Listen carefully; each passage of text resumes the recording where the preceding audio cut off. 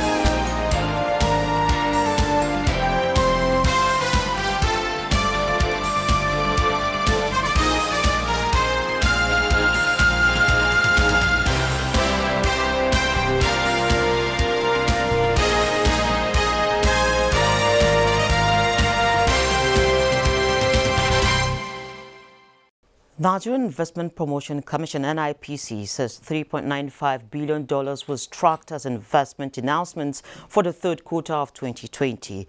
This represents 57% less than the value tracked in the corresponding period of 2019. The Commission says a total of 13 projects across 8 states were tracked and attributed the drop in value to the impact of COVID-19 and its global economic consequences. 3 of the investment announcements were startups, enterprises in healthcare delivery and information and communication technology. Kogi State received the largest share of the investments announced with $1 billion, followed by Lagos State with $239 million, Ogun State with $75 million, and Cross Rivers with $15 million. On a sector basis, the top destinations were the transportation sector, which received 66%, manufacturing 27%, while information and communication and mining and quarrying received 3% and 2%. Other sectors, agriculture and human health and social services collectively accounted for the remaining. The African Development Bank, AFDB, has urged African leaders to tackle infrastructural challenges as an annual estimate of between $64 and $108 billion is required to finance the infrastructure gap. In his keynote address, the AFDB President, Dr. Akinwumi Adesina, in a statement, called for strong leadership, a shared sense of collective responsibility, and the transparent management of the continent's vast natural wealth. He said the speed of the economic recovery process from the pandemic would depend on collective responsibility and the financial capacity of developing countries to address immediate shocks, stabilize their economies, and invest in growing back, and stress that African leaders needed to tap and optimally harness domestic sources of revenue and resources, which he also noted were crucial to Africa's economic recovery. Now, the National Assembly has passed the 2021 Appropriation Bill of 13.5 trillion naira, 505 billion naira higher than the figures submitted by the Executive. National Assembly correspondent Ignatius Unko reports that the National Social Investment Program accounts for the major increment. Passing the 2021 Appropriation Bill before closing the chambers for Christmas break becomes exigent. Therefore, the no plenary on Monday's rule of the National Assembly was suspended. Less than 3 months after President Muhammadu Buhari presented the 2021 Appropriation Bill before the joint session of the National Assembly, its committees on finance have concluded scrutiny of the money bill and the budget of economic recovery and resilience passed. The executive may wish to submit a supplementary appropriation bill whenever it is fit, in order to further fund critical areas that will help to accelerate the movement of our economy out of its current state of recession. So there will be two budgets running. Funds from 2021 up to 31st March 2021, and then the implementation of the 2021 budget itself to start from January. That is absolute fight against the recession we are suffering from. 4.1 trillion naira is for capital expenditure. Recurrent expenditure 5.6 trillion. 496.5 billion is for statutory transfer, while 3.3 trillion is for debt service. Expectedly, Federal Ministry of Works and Housing received the highest allocation of 399.6 billion. Ministry of Finance, Budget and National Planning 376.3 billion. Federal Ministry of Agriculture 211 billion. Federal Ministry of Transportation 209.7 billion. Ministry of Power 206.7 billion. Federal Ministry of Water Resources 159.7 billion. 156.1 billion is for education. Health 134.5 billion. Defense 127.8 billion, while the Federal Ministry of Information and Culture has 19.7 billion. The 2021 budget is predicated on crude oil production of 1.86 million barrels per day, an exchange rate of 379 naira to $1, oil benchmark of $40 per barrel. The House of Representatives also passed the budget with same figures as the Senate. We have worked with the federal government, ministries, departments, and agencies to set priorities. We reached out to stakeholders and citizens groups. We liaised with constituencies or with constituents to understand their expectations and reflect their expectations, those expectations in our consideration of the Appropriation Bill. I am glad to report that these efforts have been worthwhile, and today we have passed the budget in the House of Representatives in good time. The President requested 365 billion, and in addition, there are requests again from the Federal Ministry of Finance on other issues. Both chambers have adjourned to 26th of January 2021. And joining us to discuss the 2021 Appropriation Bill passed by both chambers of the National Assembly is a financial expert and professor of capital market, Uche Owaleke. You're welcome to Business Express. Thank you very much, Leah. Okay, I think let's start by having your take on the Appropriation Bill. Yes, the first is to commend the National Assembly for keeping to its promise of getting the bill passed before the year end. The same commendation also goes to the executive arm for even submitting it in good time. You will recall that in 2019, the executive arm submitted the budget proposal before the National Assembly on the 8th of October. The same also happened, the previous year. So what that means is that it allows the National Assembly, sufficient time to interrogate the budget proposals. So that's why I'm saying that it's important, we commend them because that would now mean that the implementation of the budget, stands a good chance. Because over the years, part of why we've had challenges with implementing the budget, has been not just because of shortfalls in revenue, but even the late start in implementation. So I want to commend them, on that. The second is also to say that the National Assembly didn't alter significantly, what was laid before them, and that will also quicken assent, by the president.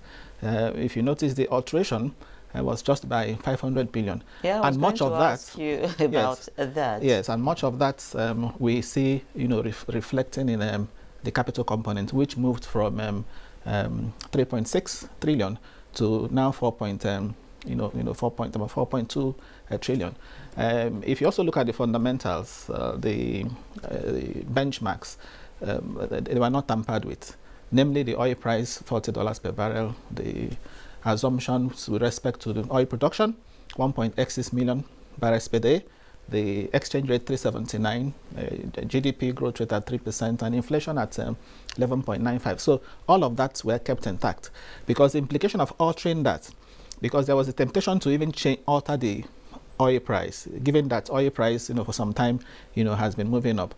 But if they had altered it, of course, that will also affect even the budgets by subnationals, because all the states now are doing their budgets based on those assumptions. Although what the National Assembly has said is that in future, they would expect the executive to come up with a supplementary budget, especially if the increase in oil price, stays, consistently for a long time. So there may be need for a supplementary budget, to capture that.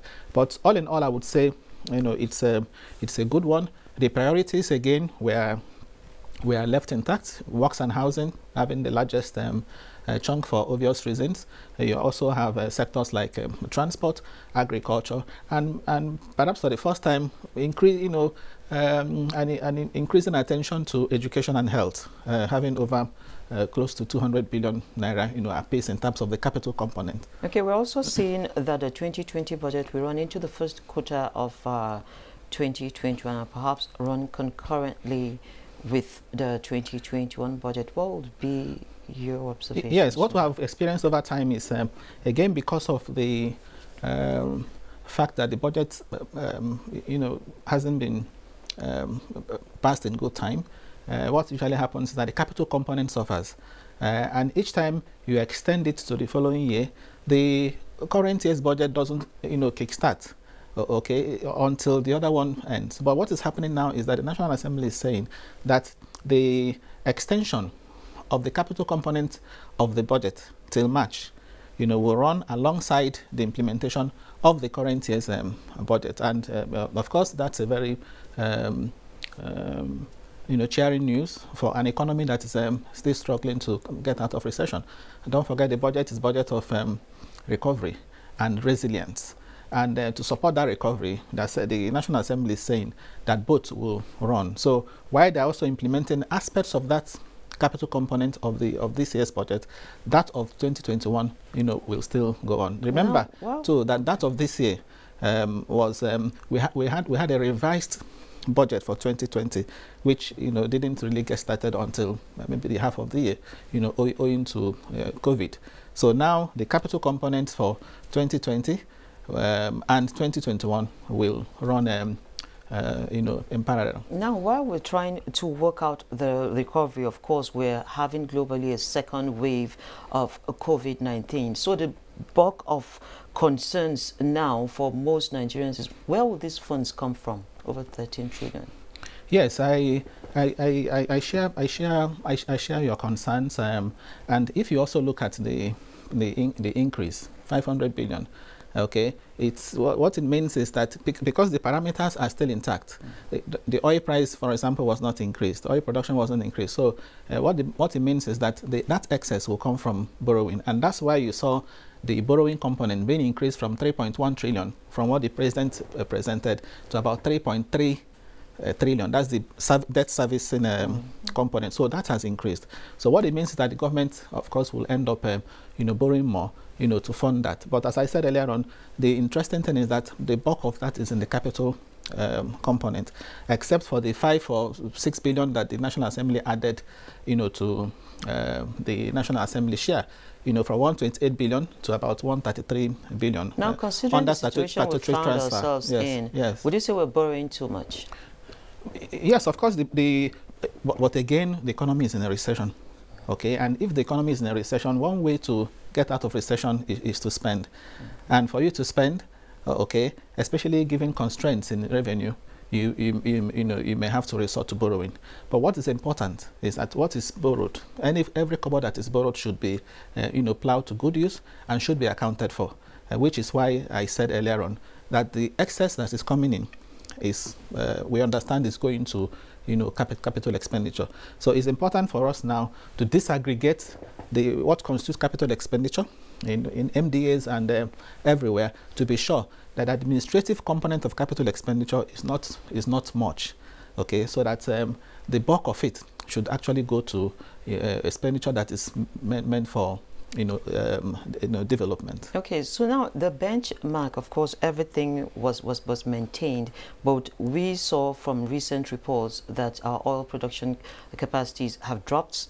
And of course, now there's a slowdown in global travels again. So expectedly, the oil prices have begun to slide down. How will this shape the budget for 2021? And do you see us calling for a very, very quick revision of the budget?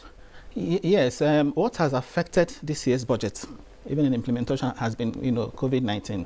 So going into next year, the expectation, the prayer is that the impact of COVID doesn't get so much as to affect the oil price. But thankfully, the oil price has been doing above $50 per barrel. So and because the economy is in a recession, okay, the approach, maybe I should say this, the approach, in my view, shouldn't be a resort to those strategies we adopted before. In response to COVID. Strategies that involve massive lockdowns, movement restrictions, those will not help the economy. Those will really hurt the economy. So if we are having a resurgence in the crisis, okay, the approach, in my view, will be to emphasize preventive measures, emphasize adherence to all the protocols, rather than saying we'll close down. Because right now, with the way the the government is already asking entertainment centers, restaurants, and so on to close shop, that is not going to help economic recovery. Okay, because by the time you close down these things, you find out that the expectation that the GDP will turn. GDP growth will turn positive by the first quarter of next year may not materialize. The government expects that by next year, the economy will hit a positive growth trajectory. But that may not happen if we again use lockdowns. So I am of the opinion that what we require in this country is not the strategy that's been adopted in the UK or in other parts of the world. Okay, we need our own strategies, given our own peculiar circumstances. So I'm going to also ask you, yes, how do we make the 2021 Appropriation Bill eventually, when it gets passed, perhaps to say, what do you see happening when the president assents to the budget? Yes, it's to hit the ground running, in its implementation, and of course that will mean that especially when revenue projections don't disappoint. Now, if you look at it critically, you would expect that it is very likely that we may even have more revenue coming in from oil. What we are projected from oil is about oil revenue is about 2 trillion out of a total of 7 trillion. We may also have more revenue coming in from even other sources, even from savings. The government is deregulating the downstream sector. So we are going to have savings from petroleum subsidy. There has been an increase in VAT, okay, from 5% to 7.5%. So, and the VAT base has also been widened. Stamp duties and all that. So it's possible too that the government may get in more revenue than even what has been projected. So when that happens, okay, we don't have, now see any excuse, not to implement especially the capital components of the budget. If you look at that capital components, you have a number of projects that can capable of impacting positively on the lives of Nigerians, okay, whether roads, whether rail, infrastructure projects, including the one that caught my interest there, which I would suggest that the government should increase the allocation to it.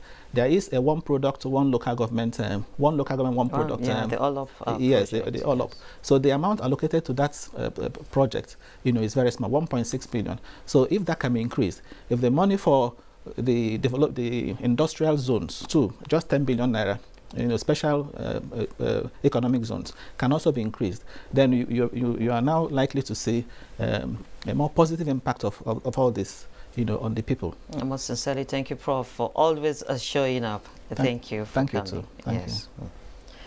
Now, moving on surviving COVID-19 today, Hawa Horu shares her experience and value addition and steps she took to remain in business while the lockdown persisted.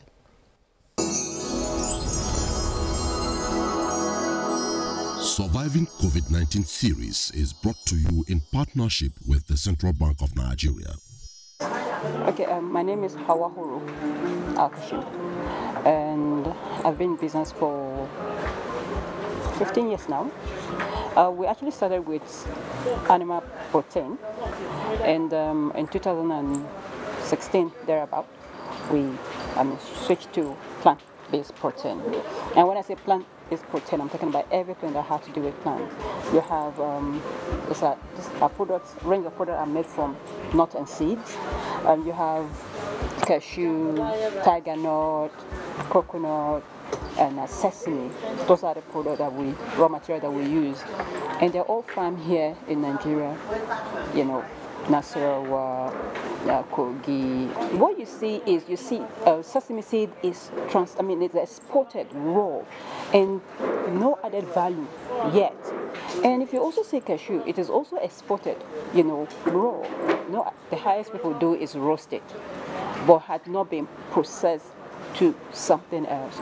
So we looked at them like, why not? One thing I'm very sure of is, every business needs exposure, and that is what I'm looking for.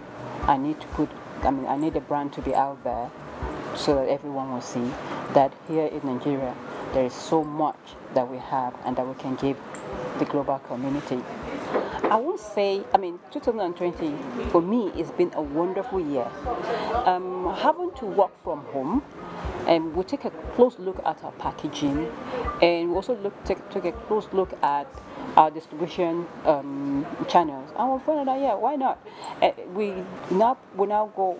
Have to visit our outlet like 3 times in a month. We now work online. We now had to build our website, and within that period of COVID, when it was lockdown, we had to change our packaging to something else. In short, our nuts and pastry mix was actually in a brown pack before, and the cost of production went up.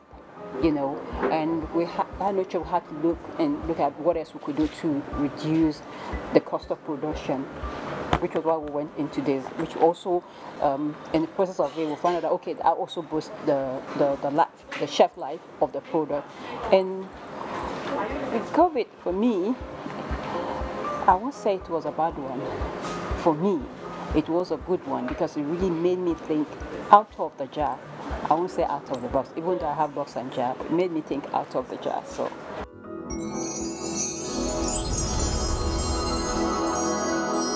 Surviving COVID-19 series is brought to you in partnership with the Central Bank of Nigeria.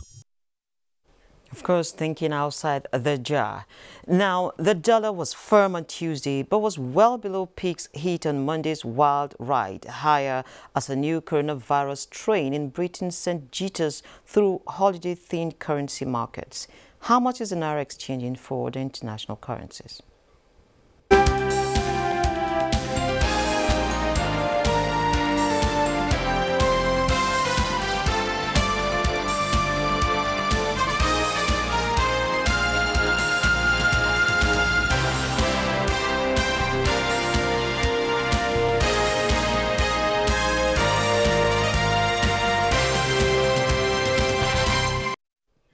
Nigerian stocks opened the week upbeat, rising by 1.74%, with investors gaining 333.79 billion naira on the first trading day of the week. Shares in Asia Pacific declined in Tuesday trade following investors' jitters overnight on Wall Street over the new virus strain. Bosde Abel reports.